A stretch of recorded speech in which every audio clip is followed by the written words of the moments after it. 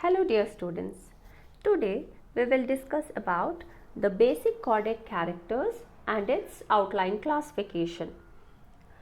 Now so far in your previous semesters you have learnt about uh, invertebrates or non-chordates and you have learned from phylum Protozoa to echinoderms and hemichordates. So you know what are the characters of invertebrates and how they vary through the phylum. Now from this semester onwards you will be learning about chordates.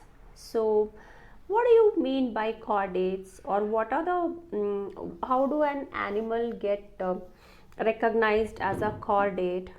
For an animal to recognize as a chordate, it should mainly show four basic chordate characters.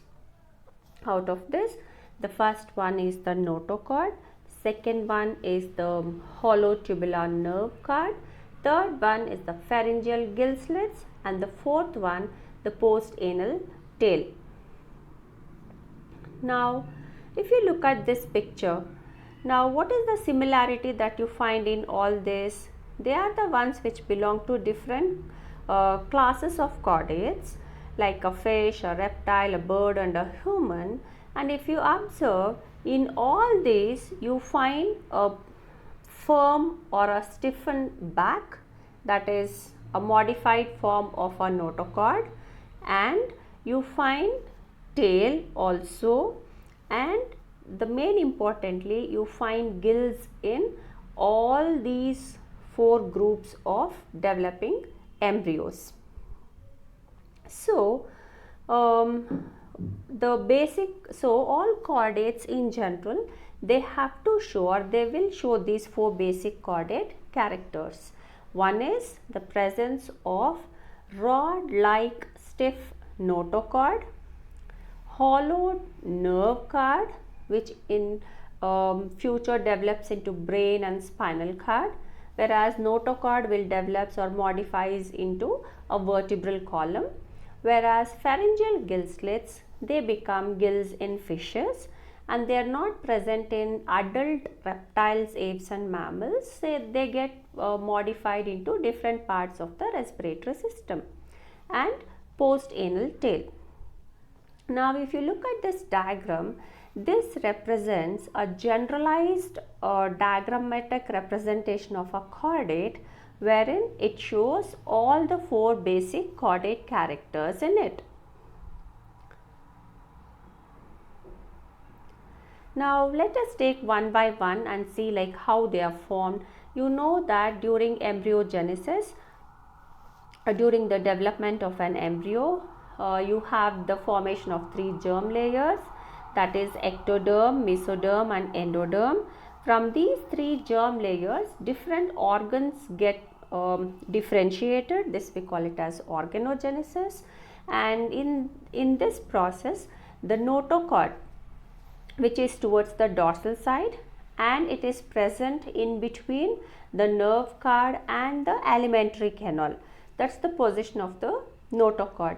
So here notochord, it is a long flexible rod of mesoderm, that is it is a mesodermal in origin and it is a rod like structure. That means it is very stiff and hard, thick rod like structure. It imparts stiffness to the animal so that a chordate will have a perfect shape. In vertebrates, it gets replaced by vertebrae of backbone forming the vertebral column.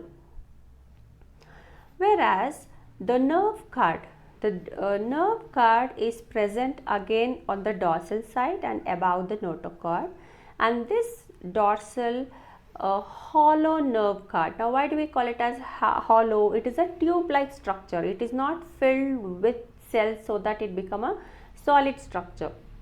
So it is dorsal and hollow in nature, and it is derived from the ectoderm.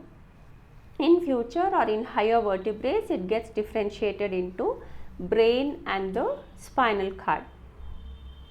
Now thirdly, the post-anal tail. Now what is the function of the tail? It's mainly made up of muscular muscles and muscular tissue supported by skeletal elements in it, and it is this tail that provides the propulsive forces for these aquatic vertebrates. And in terrestrial vertebrates also it helps in balancing their body. For example, in case of monkeys, when they swing from one branch to the other, the tail helps in balancing. But if you consider humans, we are also vertebrates, right? So if you consider humans, the tail becomes rudimentary because it does not have any function to play, but the tail bones remain as a vestigial organ in your vertebral column. Coming to the pharyngeal slits or the pharyngeal pouches, they mainly help in feeding. It acts as a feeding devices in invertebrate feeding devices. In vertebrates, it helps in gaseous exchange, or it helps in the process of respiration. And in case of higher vertebrates, it helps in the process of hearing, and it also functions as jaws.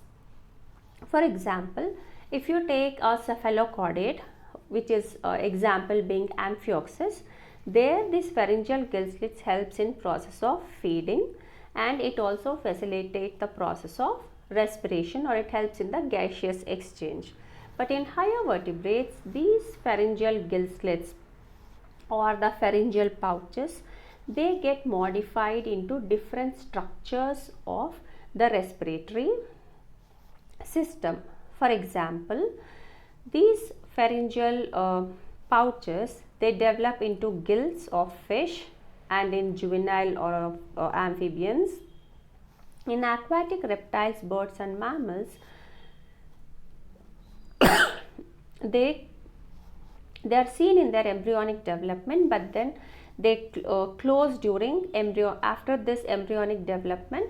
They differentiates into the different cartilage of the throat, and they also give rise to nasal pathways.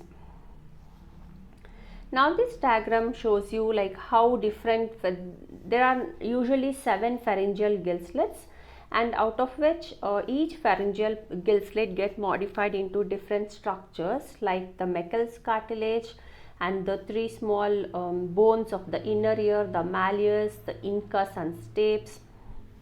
They are all formed by this pharyngeal gill slits or the pharyngeal gill arches. And then the hyoid bone, these are all the derivatives of pharyngeal gill slits, and also they give rise to the cartilage of the throat. That's how it get modified in higher vertebrates. Now, in addition to these 4 basic chordate characters that we discussed, that is presence of rod-like notochord, presence of hollow tubular nerve cord, presence of pharyngeal gill slits, and presence of postanal tail, these are the basic chordate characters. In addition to that, you can also list, this is for your additional information, the characteristics of vertebrates. You can list out something like they'll have bilateral symmetry, the presence of coelom, the presence of vertebrae which are hollow or cartilaginous, or in some it is bony structures that surrounds and protect the dorsal nerve cord, presence of endoskeleton, and large brain being protected by the skull, complex heart with closed circulation, 1 or 2 pairs of appendages, and presence of gills or lungs for breathing, and special outer covering, that is skin, which gets variously modified in different groups such as fur or scales or fat or hair in different groups of vertebrates.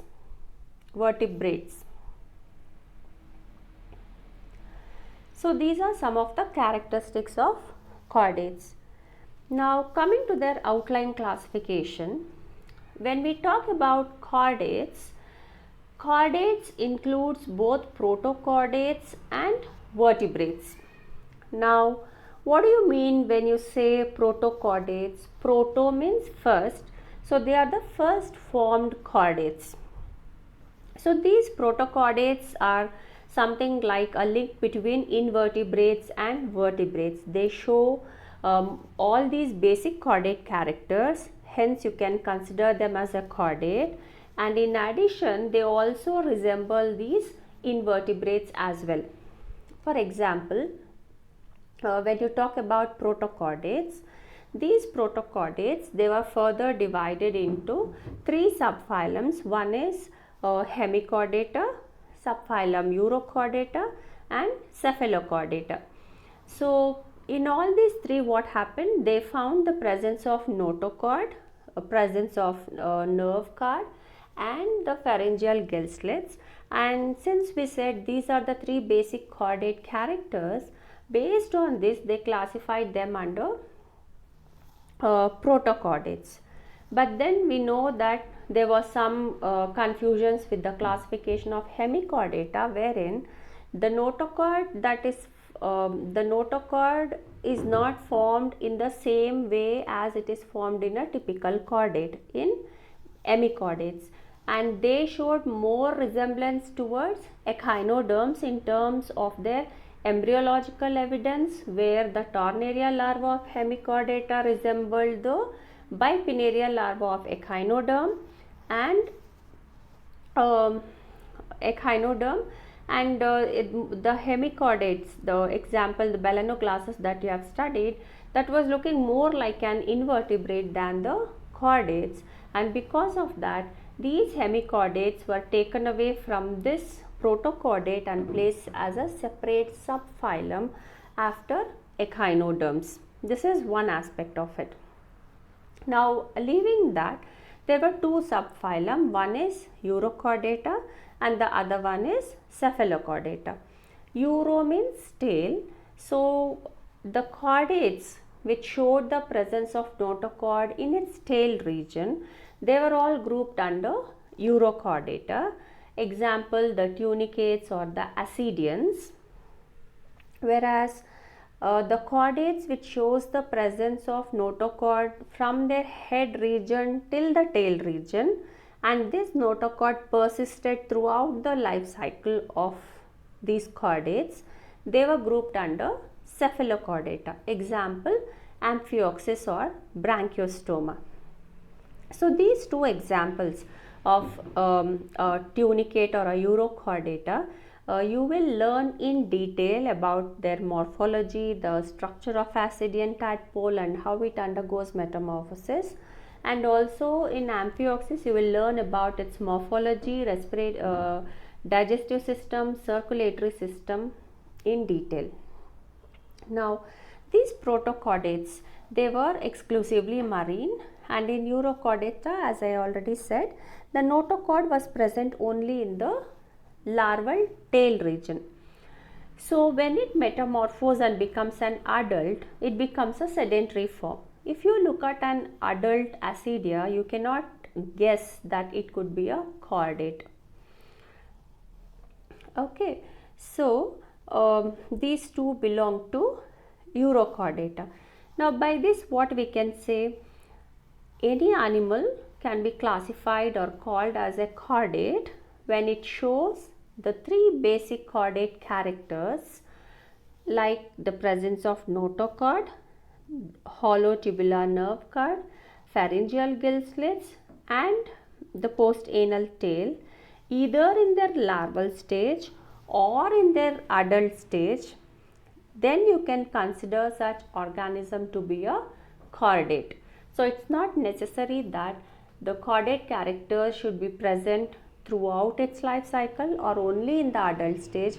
It could even be present in the larval stage. Then also you will classify that particular organism into a chordate. Now coming to the other group, that is the other subphylum, that is subphylum Vertebrata.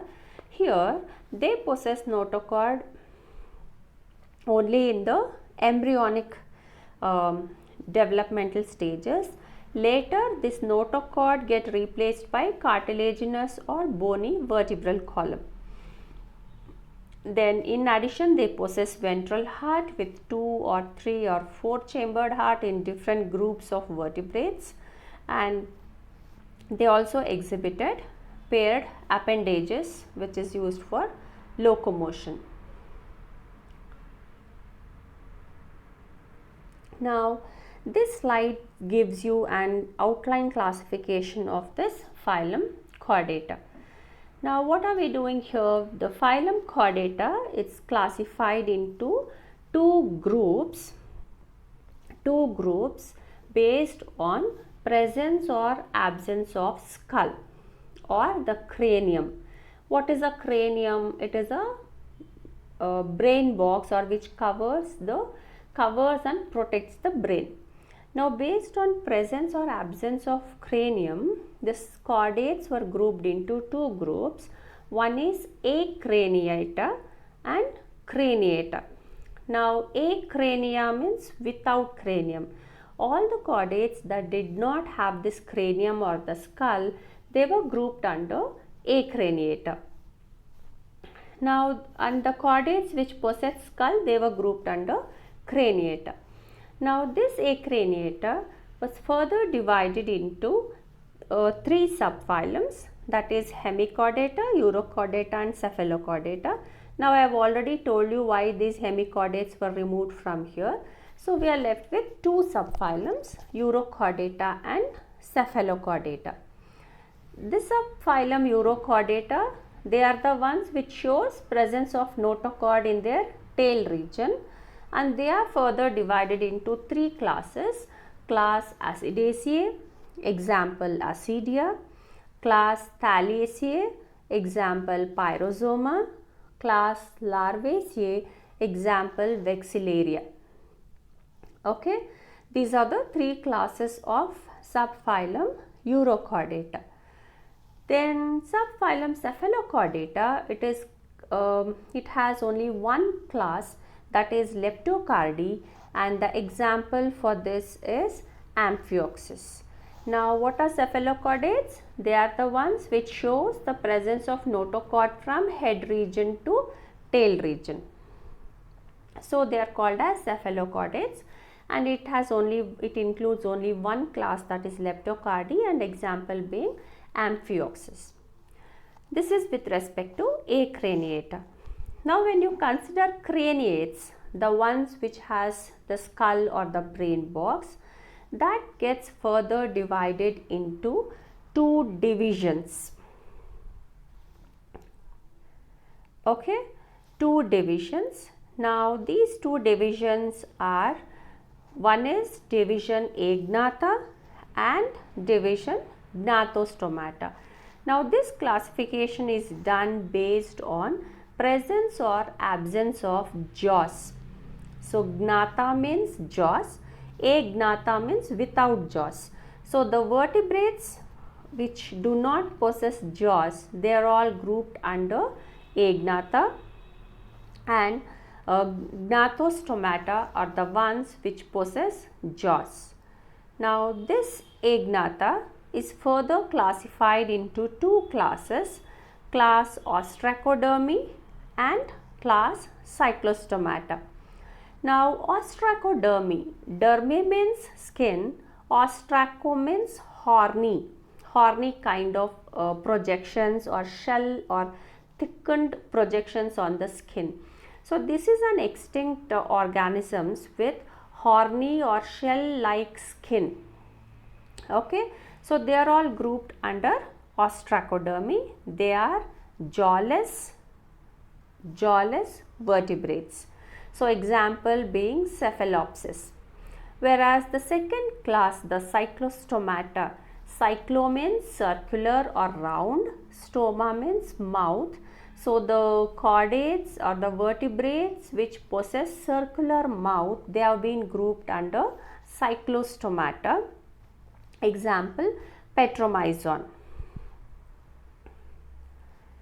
Now coming to the other division, that is Gnathostomata, the ones which bear teeth in their mouth, that is further divided into two superclasses. One is superclass Pisces and the other one is superclass Tetrapoda. Now this superclass Pisces are the ones with fins, where fins are used for locomotion. On the other hand, superclass Tetrapoda, tetra means 4, poda means legs, so they have 4 limbs for locomotion. Now this superclass Pisces is divided into 3 classes. One is class 1 Placodermi, then class 2 Chondrichthyes and class 3 Osteichthyes. Now Placodermi, it includes all the extinct fishes with horny shield-like scales. Example Climatius. Whereas Chondrichthyes are the cartilaginous fishes. A very popular shark is an example for Chondrichthyes. Whereas Osteichthyes are the bony fishes. Example your Labeo rohita. Now on the other hand, the superclass Tetrapoda, that is divided into 4 classes. Class Amphibia, which includes all your frogs, and class Reptilia, which includes amphibia. The unique character of amphibians, you know that they can live both on land and water. Then Reptilia, they are the organisms that creeps on the land in the terrestrial habitats, like the lizards, snakes and etc. They could be even aquatic like the crocodiles. And then aves, which are all feathery and flying, which is very well adapted for the flying mode of life. And class Mammalia, they are the organisms which bear breasts or the mammary glands, and example being the rat, monkeys and also humans. So this gives you the outline classification of phylum Chordata. Now from this you may get questions for 3 marks, like state the basic chordate characters. Then you have to write the any 3 basic chordate characters that we discussed out of 4, or it may also come as a 5 marker wherein they'll ask you to describe or list out the list out the chordate characters. Then you can, those 4 are must, it has to be there in your answer. In addition, you can elaborate on the other characters that we discussed, and classification can come as a 5 marker. And for 1 mark question, they can ask you anything like to name a chordate character, or to name the class of Cephalochordata, or give an exam, or they may ask you to write the classes of any one particular superclass or division, or even the 2 groups of phylum Chordata, anything like that. So you have to be pakka with what you have learned. So thanks for listening. Have a nice time.